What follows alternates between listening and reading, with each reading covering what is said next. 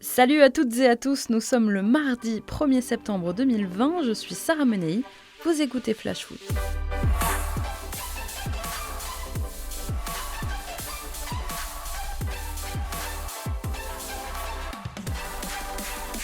On nous aurait dit ça il y a quelques années, on aurait dit que l'affaire était belle. Yuto Nagatomo débarque à Marseille, il a été présenté aujourd'hui. Alors, vraie bonne idée sportive ou coup marketing. Sur le papier, c'est un joli coup. Un joueur passé par l'Inter qui arrive libre, alors que l'OM est pour l'instant sans argent et en plus surveillé par le gendarme financier du foot européen. Recrutement intelligent. Un peu plus tôt, le jeune milieu Pape Gueye est arrivé, lui, libre du Havre, et le défenseur central argentin Leonardo Balerdi a été prêté, lui, par le Borussia Dortmund. Alors après la jeunesse, place à l'expérience avec l'arrivée donc de Nagatomo. Mais dans les faits, ça donne quoi ? À 34 ans, Nagatomo va apporter au groupe marseillais son expérience, notamment des Coupes d'Europe, puisque je vous le rappelle, l'OM va disputer la Ligue des Champions cette saison. Nagatomo a un CV prestigieux, après avoir évolué pendant 7 ans à l'Inter entre 2011 et 2018. Il vient de passer 2 saisons et demie à Galatasaray. La saison dernière, il disputait 24 matchs, dont 6 en Ligue des Champions, même si, attention, il n'a plus joué quand même depuis le 28 décembre dernier, plus appelé dans le groupe Stambouliote, la faute aussi, il faut le dire, à quelques pépins physiques. Nagatomo a déjà affronté le Paris Saint-Germain, c'était il n'y a pas si longtemps que ça, décembre 2019, phase de groupe de Ligue des Champions. Icardi, Neymar et Mbappé avaient écrasé le Galatasaray 5-0, peut-être y aura-t-il chez lui un sentiment de revanche le 13 septembre prochain. L'international japonais compte 122 sélections, il a disputé 2 Coupes du Monde. Sa connaissance du haut niveau et de la pression, voilà la vraie plus-value de cette arrivée à Marseille. Dans le vestiaire, Nagatomo a côtoyé de grands noms, Samuel Eto'o, Javier Zanetti, Maicon ou encore Diego Milito. Et côté coach, il a été dirigé par Benitez, Pioli et même Gasperini. Alors ces anciens entraîneurs disent de lui que c'est un joueur qui ne fait pas de vagues, une mentalité louée par tous. Roberto Mancini le décrit par exemple comme un joueur très professionnel qui n'a aucun problème à être sur le banc, ça tombe bien. Il risque quand même pas mal de le cirer cette saison à Marseille. Côté gauche pendant 1 an tout du moins, puisque c'est la durée de son contrat, et il sera la doublure de Jordan Amavi qui va pouvoir souffler un peu. Tout ça pour 0 € pour le club, c'est pas un grand risque sportif donc. Hiroki Sakai à droite, Yuto Nagatomo à gauche, avec Marseille pour faire ça. À l'Inter, sur la fin, Nagatomo était devenu une mascotte, un joueur très apprécié de ses coéquipiers. Voilà une qualité qu'il partagera avec son compatriote Sakai. Alors il l'a dit hier en annonçant son arrivée, « Je vais me battre pour Marseille comme un samouraï. Tant qu'il donne pas de high kick aux supporters, ça va. »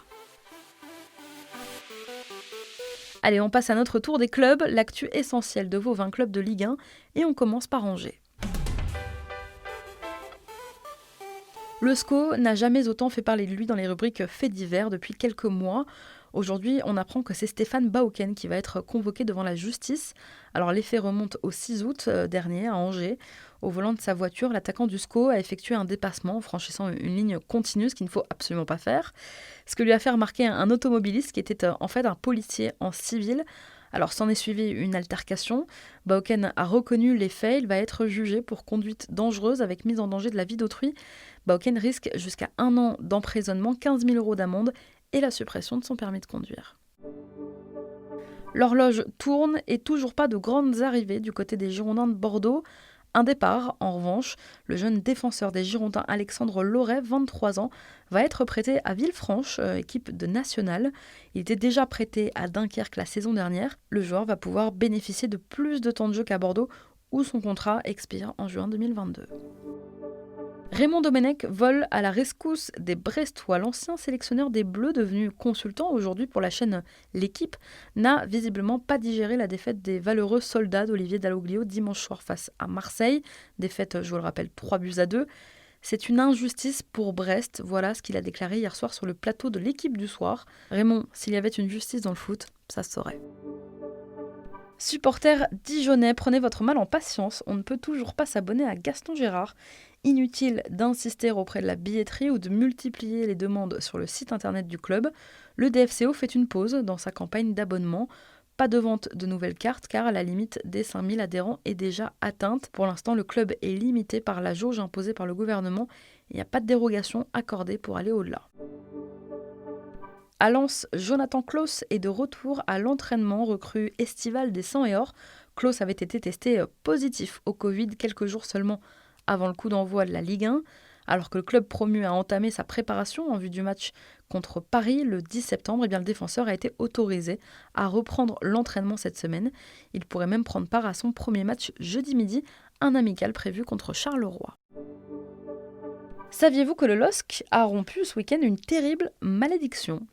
Grâce à son succès 1-0 face au Stade de Reims dimanche, les Lillois ont mis fin à une incroyable disette. Les Dogs ne s'étaient plus imposés à Reims depuis 54 ans, depuis 1966 exactement. Lorient cherche toujours son ailier droit. Pour pallier leurs limites actuelles, les Merlus vont probablement étoffer leur effectif. Après avoir raté le Stéphanois Franco Nora qui a finalement préféré le rival brestois, Christophe Pélissier attend encore un joueur à ce poste.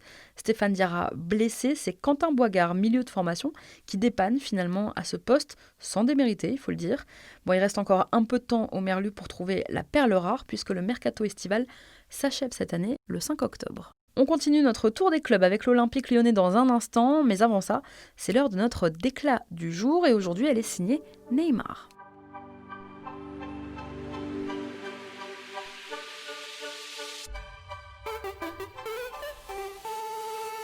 Je reste au Paris Saint-Germain et je veux retourner en finale. Voilà ce qu'a déclaré le Brésilien du Paris Saint-Germain dans une interview pour le magazine officiel du PSG. Neymar annonce qu'il sera bien parisien la saison prochaine. Ouf de soulagement chez les supporters parisiens. Le Brésilien n'aurait aucune intention de quitter le club de la capitale. Il a même des ambitions, notamment une, donc celle de retourner en finale de Ligue des Champions. Un an après avoir exprimé son envie de retourner à Barcelone, il dit aujourd'hui se sentir bien à Paris, mais jusqu'à quand ? Allez, on reprend notre tour des clubs direction Lyon. Il est l'objet de toutes les convoitises, de tous les regards. Memphis Depay intéresse beaucoup de grosses cylindrées en Europe. Auteur d'un Final 8 costaud, l'international néerlandais plairait au Barça, je vous en parlais hier, mais également au Paris Saint-Germain. Il se murmure qu'à un an de la fin de son contrat avec les Gaunes, Depay puisse rester en Ligue 1 pour rejoindre Paris. Leonardo pourrait arracher le Lyonnais avec un transfert estimé à 35 millions d'euros.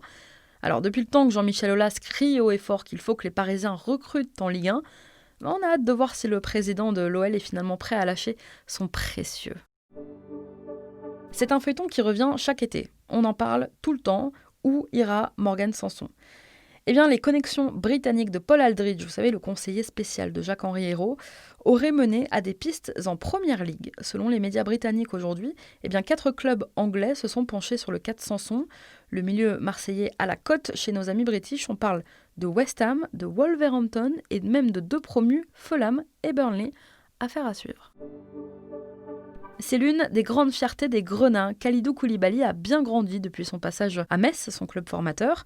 Le défenseur central est dans le viseur de plusieurs cadors européens. Koulibaly aurait trouvé un accord avec Manchester City. Le Sénégalais de 29 ans devrait rejoindre donc les Sky Blues et quitter le Napoli.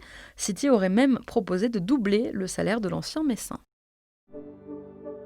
C'est ce qui s'appelle se prendre un râteau. Depuis plusieurs semaines, les Monégasques avaient des vues sur Mario Götze, le nouveau coach monégasque Niko Kovac, ancien du Bayern, lorgne sur la Bundesliga et aurait souhaité attirer dans ses filets l'international allemand du Borussia.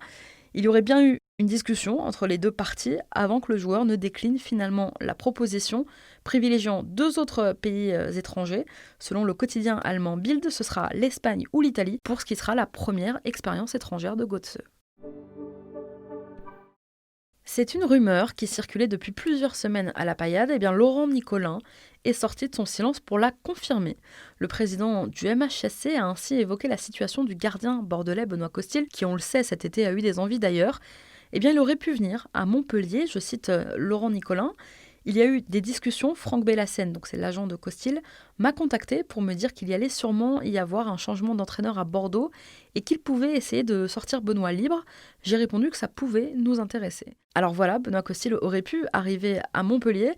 Bon, il se dit quand même que les prétentions salariales du portier des Girondins auraient vite éteint les intentions montpelliéraines. Rien ne va plus à la jaunelière entre Christian Gourcuff et le centre de formation du club nantais. Gourcuff aurait dû mettre en place il y a quelques mois une politique sportive globale au FC Nantes, mais les formateurs n'étaient pas d'accord avec certains points de cette formation.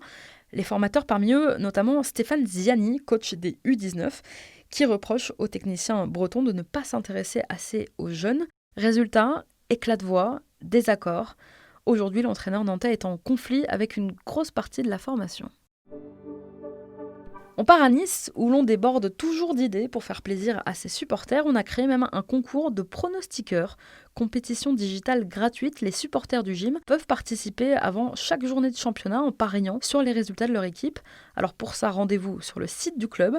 À la clé des cadeaux, le premier gagnant du mois d'août a par exemple remporté les gants de Walter Benitez. Sympa comme initiative. Avant de vous donner des nouvelles de Nîmes, c'est l'heure comme tous les mardis de notre rubrique Foot Business.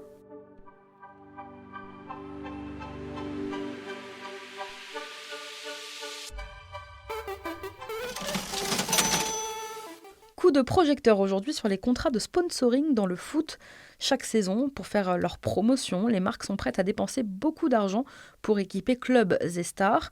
Alors il faut savoir que 3 marques dominent le marché, Nike, Adidas et Puma.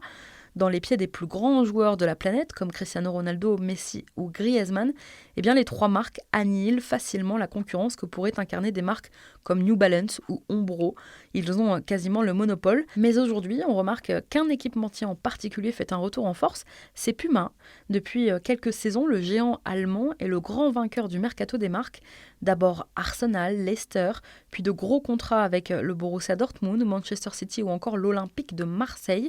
Et du côté des athlètes, eh bien, la Panthère sponsorise Usain Bolt depuis ses débuts, mais aussi Antoine Griezmann, Luis Suarez, Mario Balotelli ou encore Harry Maguire. Alors, une signature en particulier pourrait renforcer encore plus la force de frappe de la marque, eh bien, c'est celle de Neymar comme ambassadeur, puisque, je vous le disais, hier, le Brésilien a mis un terme à son contrat avec Nike après 13 ans de collaboration. Puma pourrait donc le récupérer. Et imaginez une minute si Messi signait à City. Alors là, ce serait un coup de maître pour la marque. Le 3e grand acteur du marché du football réalise de bonnes performances qui s'expliquent par 2 facteurs. Alors premièrement, la firme a su miser sur les bonnes équipes afin d'optimiser sa présence en misant sur des équipes qui suscitent et susciteront de toute façon toujours un fort engouement médiatique, un fort intérêt de la part du public. Et puis deuxièmement, Puma s'est aussi optimisé sa présence sur les tenues de ses principaux partenaires. La firme allemande est le seul équipementier, par exemple, à bénéficier d'une double présence sur les maillots officiels de ses clubs. Alors on peut voir le logo Puma sur la poitrine, mais aussi sur l'épaule des maillots. Une double présence qui renforce la visibilité de la marque sur les photos publiées, par exemple, par les clubs sur les réseaux sociaux. Le félin est omniprésent et fait donc de plus en plus d'ombre à ses concurrents. Allez, on reprend notre tour des clubs, on part à Nîmes tout de suite.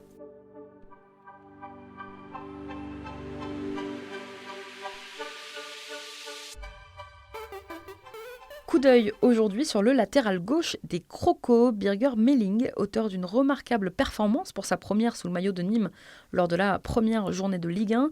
Eh bien Meling, 25 ans, soigne ses débuts. Rapide, technique, audacieux, il se dit que le premier Norvégien de l'histoire du Nîmes olympique s'est pour l'instant mis tout le monde dans la poche au club. À 11 jours de sa reprise de la Ligue 1 à Lens, le Paris Saint-Germain a annoncé hier soir 2 suspicions de cas de coronavirus. Il s'agit, selon les informations de l'équipe, de Leandro Paredes et d'Angel Di Maria, actuellement en vacances tous les deux à Ibiza en Espagne.